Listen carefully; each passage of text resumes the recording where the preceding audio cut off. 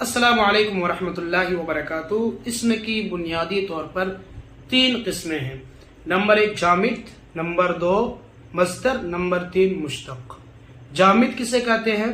جامد وہ ہے جو خود نہ کسی سے بنا ہو اور نہ کوئی دوسرا کلمہ اس سے بنے، جیسے رجل، یہ کسی سے نہیں بنا ہے اور نہ ہی اس سے کوئی دوسرا کلمہ بنتا ہے۔ اور اسی طرح فرسن، کہ فرسن کے معنی ہے گھوڑا، یہ نہ خود کسی سے بنا ہے اور نہ کوئی دوسرا کلمہ اس سے بنتا ہے، تو اسے بولتے ہیں جامد۔ ٹھیک ہے۔ دوسری قسم ہے وہ مصدر ہے۔ مصدر جو خود کسی سے تو نہ بنا ہو لیکن دوسرے کلمہ اس سے بنتے ہوں، جیسے ضرب، فتح، ضرب سے ضرب یضرب ضارب، اور اسی طرح فتح سے فتح یفتح فاتح مفتوح۔ اور ایک قسم ہے مشتق۔ مشتق کہتے ہیں جو مصدر سے بنا ہو لیکن اس سے کوئی دوسرا کلمہ نہ بنے، جیسے ضارب مضروب۔